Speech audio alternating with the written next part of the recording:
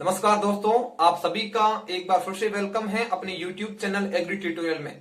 अपन crops लगातार पढ़ रहे थे जिसमें अपना जो शुगर केन था वो रनिंग में था। ओके, अब जो है अपन उसका तीसरा पार्ट ले रहे हैं जिसमें अपन मेन रूप से मुख्यतः जिसमें अपन डिजीज और इंसेक्ट के बारे में अपन आज डिस्कस करेंगे। ओके, तो सबसे पहले मैं आपको बता दूं, अगर आप इस चैनल पर नए हो तो चैनल को जरूर सब्सक्राइब करें और शेयर करें। ओके, अब देखो सबसे पहले मैं बात कर रहा हूं कीट एवं रोग, मतलब डिजीज एंड इंसेक्ट, है ना। सबसे पहले अपन क्या करेंगे, जो शुगर केन है उसके संबंधित जो भी आपके इंसेक्ट है वो पढ़ेंगे। उसके बाद जो आपके कह सकते हैं अपन डिजीज पढ़ने का प्रयास करेंगे। तो सबसे पहले मैं ले रहा हूं डिजीज, मतलब सबसे पहले मैं इंसेक्ट ले रहा हूं, कीट ले रहा हूं। तो सबसे पहले कौन कौन से ऐसे कीट हैं जो एग्जाम की दृष्टि से महत्वपूर्ण है और एग्जाम में पूछे जाते हैं, और गन्ने के जो शुगर केन है वो जो उसके जो मेनली कीट है उसके बारे में अपन डिस्कस करेंगे। ओके, तो सबसे जो मैं पहला ले रहा हूं वो ले रहा हूं तना छेदक, है ना।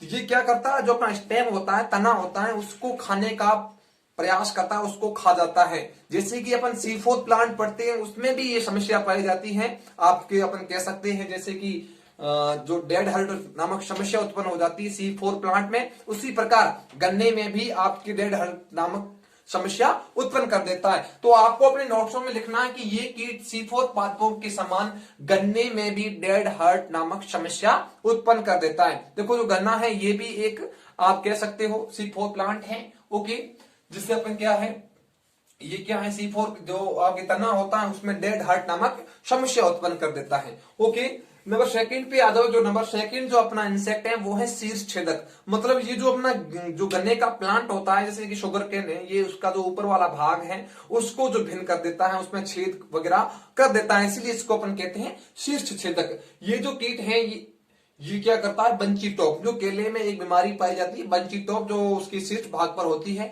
उसी प्रकार आपके जो शुगर केन होता है उसमें बंची टॉप नामक समस्या उत्पन्न कर देता है।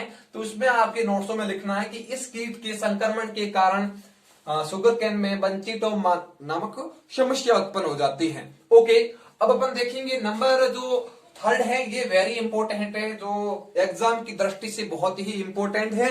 ये कौन सा है, ये आपके पायरिला एक कीट है जो क्या करता है, विषाणु जनित बीमारियों को फैलाने का काम करता है। जैसे कि मुख्यतः बीमारी हो गई RST। कौन सी है RST, ये देख सकते हो आप। ये सबसे हानिकारक कीट है जो पत्तियों का रस चूसता है ना। पत्तियों जो होती है उसका रस चूसता है और क्या करता है, जो एक शहद जैसा मीठा सा पदार्थ वहां पे छोड़ जाता है ना। तो वो क्या करता है, पत्तियों का रस चूस लेता है और उसी जगह पे आपके पत्तियों जैसा चिपचिपा गाढ़ा सा गोंद जैसा पदार्थ, मतलब शहद जैसा पदार्थ वहां पे छोड़ जाता है। ठीक है ना, जैसा पदार्थ छोड़ जाता है। ये कीट विभिन्न विषाणु जनित बीमारियों को फैलाने का काम करता है। जैसे कि जो मुख्यतः हो गया वो हो गई RST एक आपकी जो है वो गन्ने के अंतर्गत डिजीज होती है, जो अपन बाद में डिस्कस करेंगे इससे आगे। ओके, अब देखो इसके जैविक नियंत्रण के लिए इपिकार्निया जैविक कीट नियंत्रण उपयोग में लाया जाता है। ये क्या कहना चाहता है कि अगर आप इस कीट का जैविक तरीके से नियंत्रण करना चाहते हो तो आप इपिकार्निया नामक एक जैविक कीट लेके आ सकते हो और उससे इसका नियंत्रण कर सकते हो, है ना। तो देखो इसमें आपको जो याद करना है वो करना है इपिकार्निया। ये एग्जाम की दृष्टि से बहुत ही महत्वपूर्ण है और बहुत बार ये पूछा गया है कि जो आपके पायरिलर जो इसमें इंसेक्ट लगता है उसके जैविक नियंत्रण के लिए अपन क्या कर सकते हैं, आपके इपिकार्निया जैविक कीट उपयोग में ला सकते हैं, है ना। तो ये जो 4-5 थे, तीन जो थे ये आपके इंसेक्ट थे, मतलब कीट थे। अब अपन इसके जो रोग हैं वो अपन डिस्कस करते हैं। ओके, तो देखो सबसे पहले आपको बता रखा है, यहाँ पे मैंने रोग के ऊपर एक गोला कर रखा है तो आपको स्क्रीन पर दिखाई दे रहा है। अब देखो सबसे पहले जो अपना रोग पढ़ेंगे वो अपन पढ़ेंगे लाल सड़न रोग। कौन सा रोग है, लाल सड़न रोग।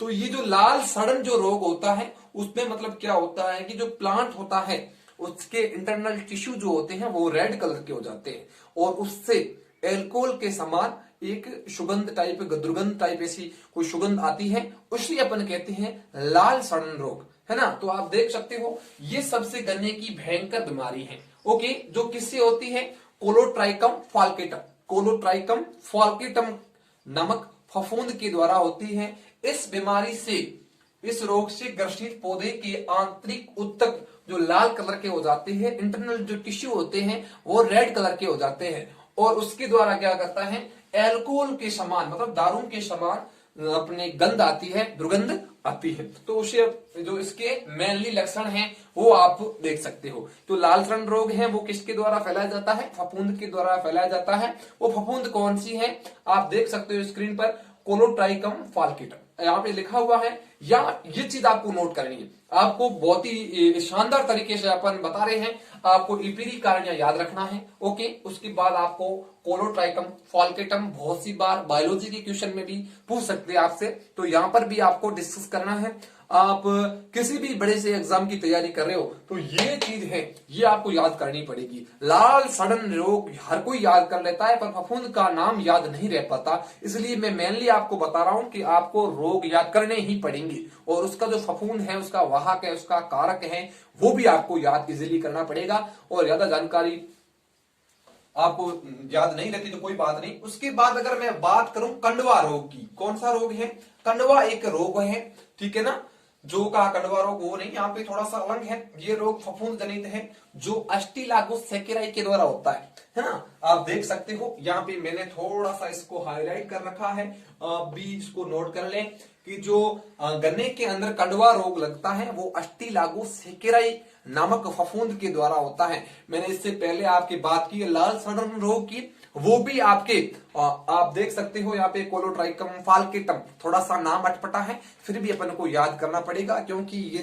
चीजें इजी नहीं है। और आप देख सकते हो अस्टिलागो सेकेराई के द्वारा होता है ना। किस जो कौन सा रोग है, कंडवा रोग, गन्ने के अंतर्गत। अब देखो इसमें क्या होता है, जो शीर्ष भाग होता है, यानी कि ये गन्ना है, इसका जो शीर्ष भाग है ये आपके व्हीप या चाबुक जैसी संरचना में परिवर्तित हो जाता है, यानी कि इस टाइप की संरचना बन जाएगी, है ना। तो उससे अपन किस नाम से जानते हैं, आप कह सकते हो कंडवा रोग। ओके, ये आपको चीज समझ में आ गई। ये फफूंद जनित रोग है जो अस्टिलागो सेकेराई के द्वारा होता है।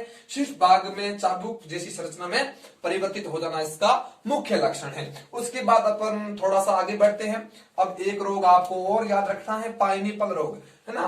पाइनएप्पल जो रोग है वो किसमें होता है, देखो एक पाइनएप्पल एक फ्रूट भी है, वो तो आपको याद रखना ही है। बट जो अगर आपसे पूछें कि जो पाइनएप्पल डिजीज होती है वो किसमें होती है, तो आपका सीधा आंसर होना चाहिए sugar cane. That is clear. Okay, अब देखते हैं अपन आरएसटी।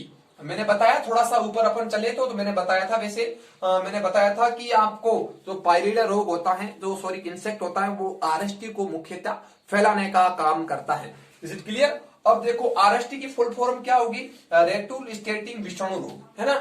ये आप फुल फॉर्म है। ये क्या है, एक विषाणु जनित रोग है जो पायरिला के द्वारा फैलाया जाता है। Is it clear.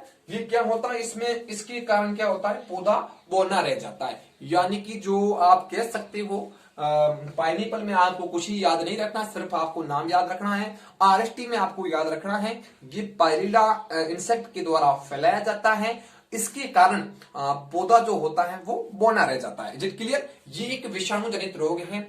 इतनी ही बातें आपको इसमें याद करनी थी। तो ये तो अपने जो शुगर केन के अंतर्गत डिजीज एंड इंसेक्ट थे वो अपन ने क्लियर कर लिए हैं। अब देखो कुछ एक मतलब अपन कह सकते हैं जो शुगर केन है उसकी जो मैच्योरिटी है वो के मतलब जो शुगर केन की परिपक्वता है वो कब तक गन्ना परिपक्व हो चुका है, तो उसके लक्षण वो अपन को कब तक दिखाई देंगे। मतलब अपन चाहते हैं कि जो शुगर केन है वो अपन मार्केट में लेके आए और उससे पैसे अर्जित की जाए, तब उससे जो है वो कब पक चुका है उसके लिए अपन कुछ एक जो है वो परीक्षण करते हैं। तो वो कौन कौन से परीक्षण हैं वो आप इस यहाँ पे देख सकते हो।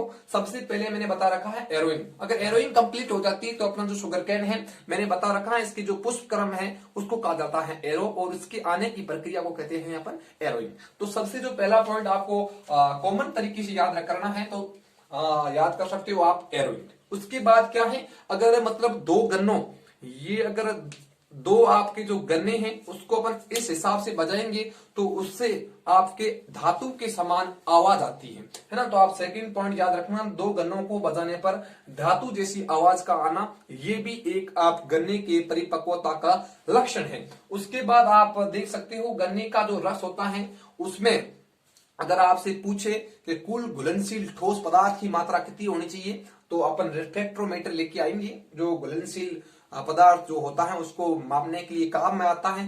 तो उसमें जो गन्ने के रस में कुल ठोस घुलनशील जो की मात्रा होनी चाहिए वो होनी चाहिए 16 से 18 डिग्री ब्रिक्स। यहाँ पे डिग्री सेल्सियस नहीं है, जो रिफ्रैक्टोमीटर में वो जो क्या यहाँ दे रखी होती है वो ब्रिक्स में ही होती है। ओके, उसके बाद गन्ने की रस जो है उसको अपन फैलिंग रसायन से उपचारित करने पर ग्लूकोज की जो सांद्रता है वो 0.5 से कम ना होना, यानी कि मतलब अपन एक गन्ने का रस लेंगे और उसके अंतर्गत अपन क्या करेंगे, फैलिंग मिलियन मिला देंगे, फैलिंग जो विलियन है वो मिला देंगे। तो उसमें अपन उसके बाद उसकी जो रिपोर्ट आएगी उसको अपन रीड करेंगे, तो उसमें जो गन्ने में जो ग्लूकोज की मात्रा होती है वो अगर 0.5 से कम है तो वहां पे थोड़ी सी दिक्कत हो जाती है, तो कम नहीं होनी चाहिए, है ना। तो 0 पॉइंट कम से होनी चाहिए, इससे ज्यादा नहीं होनी चाहिए। मतलब इसका कहने का मतलब हो गया कि जो 0.5 है इससे अधिक मात्रा ग्लूकोज की नहीं होनी चाहिए अगर अपन फैलिंग मिलियन मिलाकर प्रयोग कर रहे हैं। ठीक है, अब जो आपके डिजीज समझ में आ गए होंगे, आपको इंसेक्ट आपको समझ में आ गए, इज इट क्लियर। उसके बाद मैं आपको 1 मिनट में पूरा का पूरा रिवाइज करा लेता हूं। चलो मैं इससे आगे चलो, देखो मैं सबसे पहले बता रहा हूं, सबसे पहले अपन ले रहे हैं कीट। सबसे पहले तनाछेदक, ये C4 पादपों के समान गन्ने में भी डेड हर्ट नामक समस्या उत्पन्न कर देता है। ओके, पहला पॉइंट क्लियर। दूसरा है शीर्ष छेदक, ये क्या करता है, जो शीर्ष भाग में बंची टोप नामक समस्या उत्पन्न कर देता है आपकी गन्ने में। उसके बाद अगर पायरिल्ला, ये सबसे हानिकारक कीट है जो क्या करता है, आपके पत्तियों का रस चूसता है और पत्तियों पर शहद जैसा मीठा पदार्थ छोड़ देता है। ठीक है, ये कीट विभिन्न विषाणु जनित बीमारियों को फैलाने का काम करता है, जैसे कि RST। ओके, उसके बाद इसका नेक्स्ट पॉइंट है, इसके जैविक नियंत्रण के लिए इपिरिकार्निया जो जैविक कीट है वो उपयोग में लाया जाता है, याद कर लेना। उसके बाद अगर मैं बात करूं रोगों की, तो रोग अपन सबसे पहले पढ़े थे लाल सड़न रोग। इससे क्या होता है, जो पौधे के आंतरिक उत्तक होते हैं वो लाल कलर के हो जाते हैं, और ये जो रोग है ये मुख्यतः फफूंद के द्वारा होता है, और जो फफूंद है वो है कोलोट्राइकम फाल्केटम। कोलोट्राइकम फाल्केटम नामक फफूंद के द्वारा होता है, और जो लाल होने के बाद इसमें एल्कोहल के समान दुर्गंध आती है। ओके, उसके बाद अगर मैं बात करूं कंडवा रोग, ये अस्टिलागोसेकेराई फफूंद के द्वारा होता है। आप देख सकते हो इसमें क्या होता है, शीर्ष भाग जो है वो विहिप या चाबुक जैसी संरचना में परिवर्तित हो जाता है। उसके बाद पाइनएप्पल जो रोग है, पाइनएप्पल ये आपको याद ही करना है कि पाइनएप्पल रोग किसमें होता है, तो आपका आंसर होना चाहिए शुगर केन। उससे आपसे आगे पूछे कि RST जो रोग होता है वो एक विषाणु जनित रोग है जो पायरिल्ला के द्वारा फैलाया जाता है। इसके द्वारा क्या होता है, पौधा बोना रह जाता है। उसके बाद गन्ने की परिपक्वता क्या हो जाएगी, जो 2 गन्नों को बजाने पर आपके धातु जैसी संरचना आवाज आएगी, और एरोइन की प्रक्रिया, और उसके बाद जो कुल ठोस घुलनशील की मात्रा है वो है 16 से 18 डिग्री ब्रिक्स। ओके, उसके बाद अगर अपन गन्ने के रस को फैलिंग मिलियन के द्वारा सांद्रित करते हैं तो 0.5% से ग्लूकोज की मात्रा कम नहीं होनी चाहिए। ओके, यहां तक कहानी समझ में आ गई। उससे अपन मैं आगे बढ़ता हूं, जब तक आप इसका स्क्रीनशॉट ले लो। ओके, ले लो, आप स्क्रीनशॉट ले लो इसका जल्दी से।